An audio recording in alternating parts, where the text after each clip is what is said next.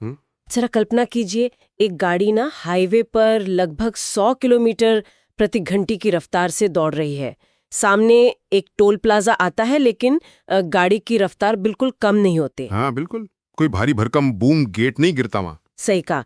कतार में लगने का कोई झंझट नहीं और नकद लेन देन के लिए कोई इंतजार नहीं, सीधे फर्राटे से गाड़ी आगे निकल जाती है। तो आज हम अपनी इस विस्तृत चर्चा में भारत के पहले बैरियरलेस फ्री फ्लो टूल सिस्टम का गहराई से विश्लेषण कर रहे हैं। जो कि गुजरात के सूरत के पास स्थित 84 टोल प्लाजा पर शुरू हुआ है। बिल्कुल। हमारे पास जो रिसर्च नोट्स और तकनीकी डेटा मौजूद है ना, वे बताते हैं कि ये तकनीक भारतीय हाईवे यात्रा के परिदृश्य को पूरी तरह से बदलने वाली है। तो हमारी इस चर्चा का मिशन ये समझना है कि ये अदृश्य तकनीक असल में काम कैसे करती है, इसके पीछे का अर्थशास्त्र क्या है। और सबसे महत्वपूर्ण बात कि बिना किसी भौतिक रुकावट के ये सिस्टम टोल चोरी करने वालों को कैसे पकड़ता है। एकदम सही।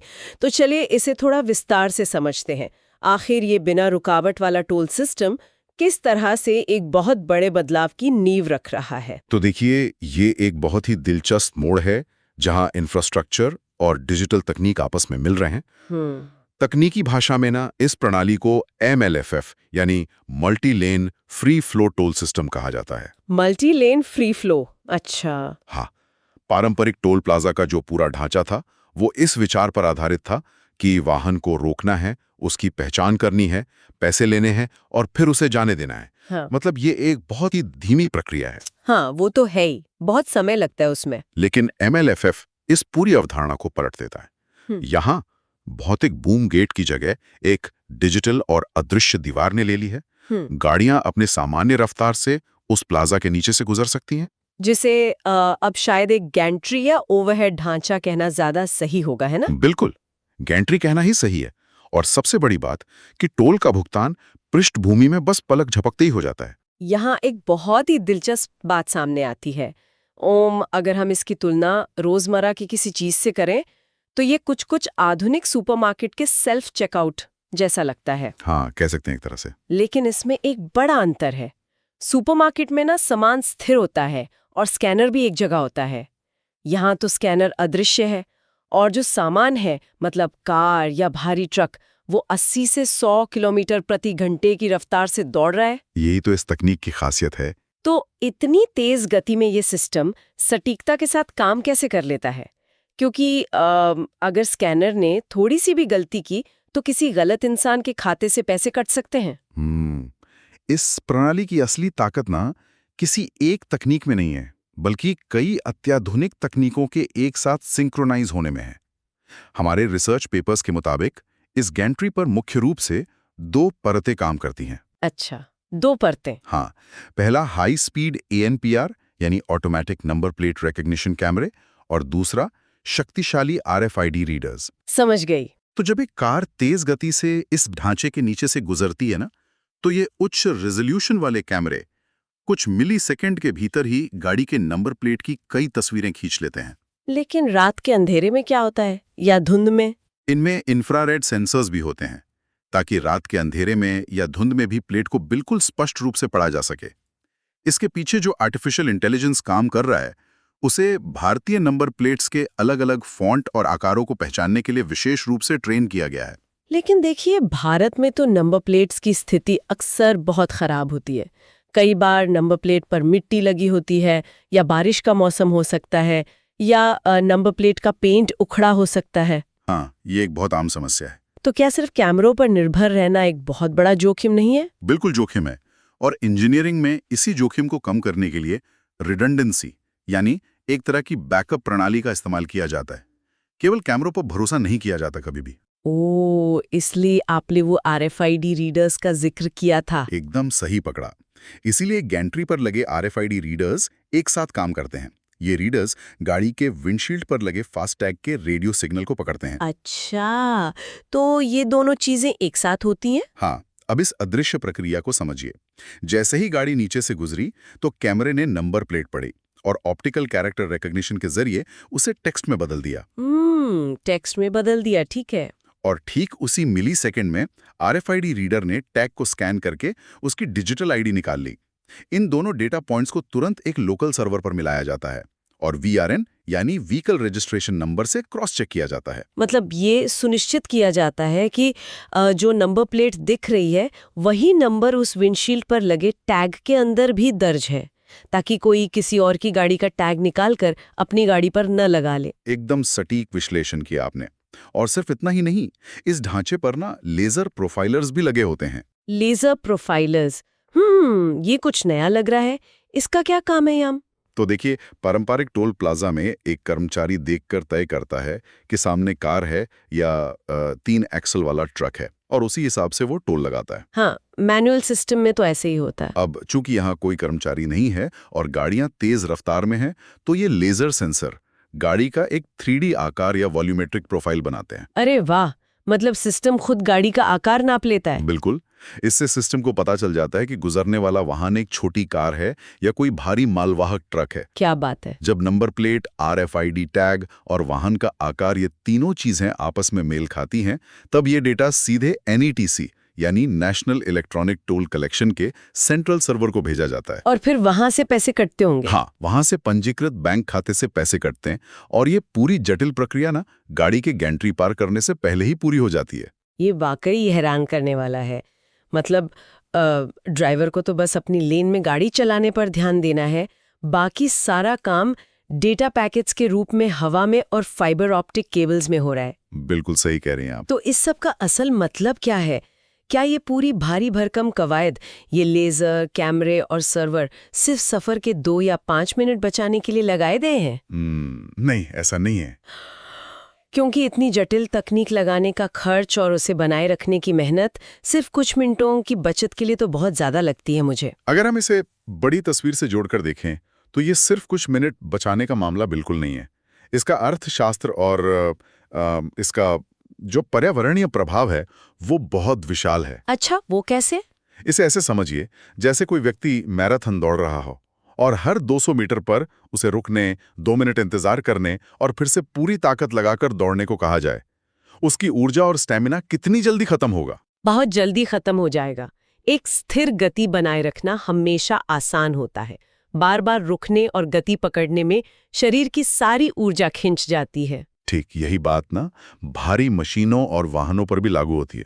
जब एक 40 टन का ट्रक टोल प्लाजा पर रुकता है, आइडलिंग करता है, मतलब इंजन चालू रखकर खड़ा रहता है। हाँ, इंजन चालू रहता है, गियर बदलता है। बिल्कुल, गियर बदलता है और फिर से 0 से 80 किलोमीटर की रफ्तार पकड़ता है, तो इस स्टॉप एंड गो ट्रैफिक में ईंधन की भयानक बर्बादी होती है।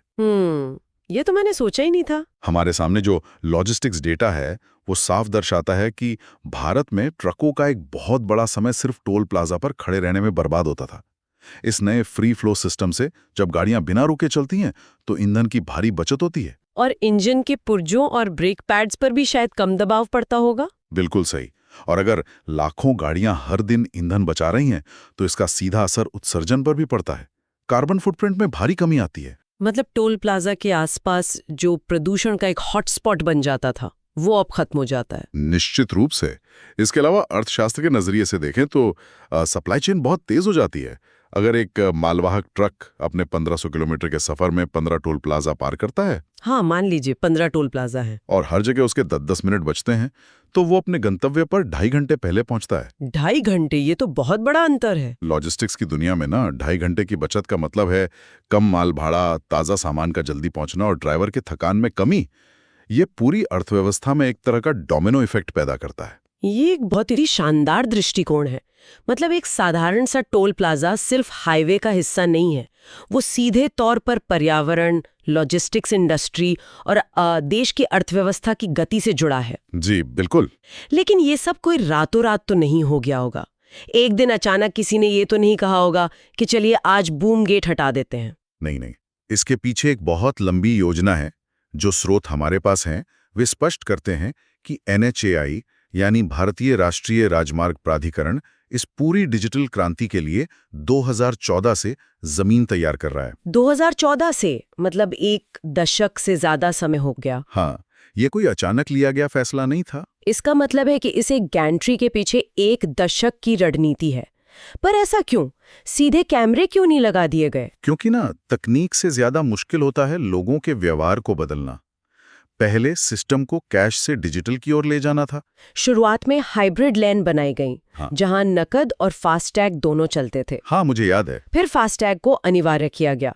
इसके पीछे का सबसे बड़ा काम था NETC के बैकएंड इंफ्रास्ट्रक्चर को मजबूत करना, हर बैंक को इस इकोसिस्टम से जोड़ना ताकि एक डिजिटल ट्रस्ट बन सके। लोगों को भरोसा दिलाना जरूरी था। बिल्कुल। जब लोगों को ये आदत पड़ गई कि उनके विंडशील्ड पर लगे स्टिकर से अपने आप पैसे कट जाते हैं और ये सिस्टम सुरक्षित है, तब जाकर हम उस स्थिति में पहुंचे जहां भौतिक रुकावट यानी बूम गेट को हटाने का आत्मविश्वास आया। अच्छा, तो ये 84 टोल प्लाजा का प्रयोग उस 10 साल की लंबी यात्रा का दूसरा चरण है। एकदम सही समझे आप। ये बहुत ही तार्किक लगता है। पहले लोगों को डिजिटल भुगतान की आदत डालो और फिर भौतिक रुकावट को ही गायब कर दो। जी। लेकिन यहाँ ना मेरे दिमाग में एक बहुत बड़ा सवाल आ रहा है।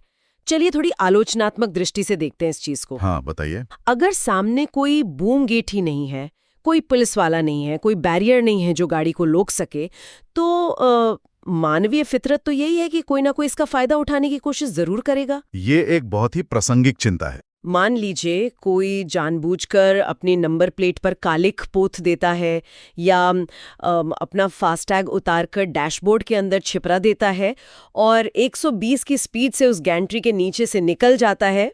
हाँ, ऐसा हो सकता है। पहले तो बूम गेट गिर जाता था तो आप बच नहीं सकते थे, अब तो गाड़ी निकल गई। क्या ऐसे में बहुत से लोग बिना टोल दिए ही नहीं निकल जाएंगे? ये तो लीकेज यानी राजस्व के नुकसान का एक बहुत बड़ा कारण बन सकता है। ये एक बहुत ही महत्वपूर्ण सवाल खड़ा करता है। किसी भी अदृश्य प्रणाली में इन्फोर्समेंट यानी नियम लागू करना सबसे बड़ी चुनौती होती है। लेकिन यहाँ डेटा कुछ और ही कहानी बयां करता है। अच्छा, डेटा क्या कहता है? जो दस्तावेज हम देख रहे हैं वे बताते हैं कि भौतिक टोल प्लाजा में भी लीकेज होता था, जैसे टेल गेटिंग यानी एक गाड़ी के पीछे बिल्कुल सट कर दूसरी गाड़ी का निकल जाना, या फिर स्थानीय दादागिरी। हाँ, वो तो होता ही था। MLFF सिस्टम इस लीकेज को भौतिक दुनिया से उठाकर डिजिटल दुनिया में ले आता है, जहां हर चीज का बहुत बारीकी से ऑडिट किया जा सकता है। लेकिन सिर्फ डेटा कैप्चर करने या ऑडिट करने से पैसे तो नहीं आ जाते ना? वो तो है। अगर किसी का अकाउंट ब्लैक लिस्टेड है या उसमें बैलेंस ही नहीं है और वो गैंट्री पार कर गया, तो सरकार उससे पैसे कैसे वसूलेगी? क्या हर 10 रुपए के टोल के लिए पुलिस किसी के घर जाएगी? यह मामला थोड़ा और जटिल और दिलचस्प हो जाता है। पुलिस को किसी के घर जाने की बिल्कुल जरूरत नहीं है। इस सिस्टम की असली ताकत इसका वाहन डेटाबेस और ई-चालान सिस्टम के साथ एकीकरण है। अच्छा, वो कैसे काम करता है? इसे एक वर्चुअल टोल बूथ की तरह सोचिए। अगर कोई वाहन बिना टोल दिए या बिना वैध टैग के गुजरता है, तो सिस्टम इसका पूरा प्रोफाइल जैसे तस्वीरें, 3D आकार और समय कैप्चर कर लेता है। ठीक है, डेटा सेव हो गया। और फिर ये बकाया राशि सीधे उस वाहन के रजिस्ट्रेशन नंबर के साथ जुड़ जाती है। मतलब वो एक तरह की डिजिटल कर्ज में बदल जाता है। बिल्कुल। और चूंकि ये डेटाबेस पूरे देश में जुड़ा हुआ है, तो जब वो व्यक्ति अपनी गाड़ी का इंश्योरेंस रिन्यू करवाने जाएगा या अपनी गाड़ी को बेचने के लिए नो ऑब्जेक्शन सर्टिफिकेट मांगेगा, तब वो पकड़ा जाएगा। हाँ, या किसी दूसरे राज्य में व्यावसायिक परमिट के लिए आवेदन करेगा, तो सिस्टम उसे वहीं रोक देगा। जब तक वो अपने पुराने टोल बकाया और उस पर लगे भारी जुर्माने का भुगतान नहीं करता ना, तब तक वो कोई भी कानूनी कागजी कार्रवाई नहीं कर सकता। क्या बात है! यानी भौतिक रुकावट भले ही हट गई हो, लेकिन जो डिजिटल रुकावट बनाई गई है वो बूम गेट से कहीं ज्यादा सख्त और लंबी पहुंच वाली है। समझ गई। ये एक तरह का अदृश्य जाल है। आप उस क्षण भले ही बचकर निकल जाए, क्योंकि सिस्टम नहीं चाहता कि आपकी वजह से पीछे आ रही 100 अन्य गाड़ियों का ट्रैफिक खराब हो। बिल्कुल सही। लेकिन आप सिस्टम से बाहर नहीं भाग सकते, हिसाब तो देना ही होगा ना। और यही कारण है कि सड़क परिवहन और राजमार्ग मंत्रालय इस 84 टोल प्लाजा के प्रयोग को इतनी गंभीरता से ले रहा है। ये एक प्रूफ ऑफ कॉन्सेप्ट है। हाँ, एक तरह का पायलट प्रोजेक्ट है। अगर ये मॉडल यहाँ सफल रहता है, लीकेज कम रहता है और डिजिटल रिकवरी सही से काम करती है, तो मंत्रालय की योजना ऐसे ही सिस्टम को पूरे भारत के एक्सप्रेसवे और हाईवे नेटवर्क पर लागू करने की है। ये तो बहुत बड़ी बात है। ये भारत के परिवहन नेटवर्क के पूर्ण डिजिटलीकरण की दिशा में एक बहुत बड़ा कदम है। इसका मतलब है कि भविष्य में शहरों के बीच की यात्रा बिना किसी ब्रेक के बिल्कुल एक हवाई उड़ान की तरह निर्बाध हो जाएगी। ये वाकई में परिवहन के नजरिए से एक बहुत बड़ा बदलाव है। तो आज की हमारी इस विस्तृत चर्चा को अगर हम समेटें, तो हमने देखा कि कैसे सूरत के 84 टोल प्लाजा से शुरू हुआ ये बैरियरलेस प्रयोग सिर्फ एक तकनीकी चमत्कार नहीं है। बिल्कुल। ये कैमरों, लेजर सेंसर और RFID का एक ऐसा जटिल ताना बाना है जो पलक झपकते ही काम करता है। ये समय बचाता है, लेकिन उससे भी ज्यादा महत्वपूर्ण बात यह है कि यह ईंधन की बचत करता है, लॉजिस्टिक्स की लागत को कम करता है और पर्यावरण को स्टॉप एंड गो प्रदूषण से बचाता है। हाँ, और एक चीज और। जी बताइए। हालांकि कोई भी सिस्टम पूरी तरह से फूल प्रूफ नहीं होता, लेकिन इसका जो डिजिटल इन्फोर्समेंट मॉडल है ना, वो टोल चोरों को पकड़ने के लिए काफी मजबूत दिखाई देता है। एकदम सही। और अगर हम इसे एक बड़े डिजिटल इंडिया के ढांचे में रखकर देखें, तो ये इस बात का बेहतरीन उदाहरण है कि कैसे अदृश्य डेटा और नेटवर्क हमारी भौतिक दुनिया की समस्याओं जैसे कि ट्रैफिक जैम को सुलझा रहे हैं। जी, जो रुकावटें कभी यातायात को नियंत्रित करने के लिए बहुत जरूरी मानी जाती थी, तकनीक उन्हें बिल्कुल अनावश्यक बना रही है। और इसी बात से ना मेरे दिमाग में एक विचार आ रहा है जो मैं हमारे सुनने वालों के लिए छोड़ना चाहती हूँ। आज हमने देखा कि कैसे एक हाईवे से भारी भरकम बूम गेट को गायब कर दिया गया। बिल्कुल। अब जरा कल्पना कीजिए, अगर टोल प्लाजा की तरह ही हमारे शहरों की बाकी सारी भौतिक रुकावटें, जैसे चौराहों के रेड लाइट सिग्नल, पार्किंग के बैरियर्स या यहाँ तक कि स्पीड ब्रेकर्स भी भविष्य में पूरी तरह से अदृश्य डिजिटल प्रणालियों में बदल जाएं। ये तो सोचने वाली बात है। क्या हम एक ऐसे भविष्य की ओर बढ़ रहे हैं जहां हमारी गाड़ियां सड़क के इंफ्रास्ट्रक्चर के साथ लगातार बात कर रही होंगी और सफर पूरी तरह से अदृश्य तकनीक द्वारा संचालित होगा? ये एक ऐसा विचार है जो स्मार्ट सिटीज के भविष्य को लेकर बहुत सारे सवाल खड़े करता है। इस पर जरूर विचार कीजिएगा। आज की हमारी इस चर्चा में बस इतना ही।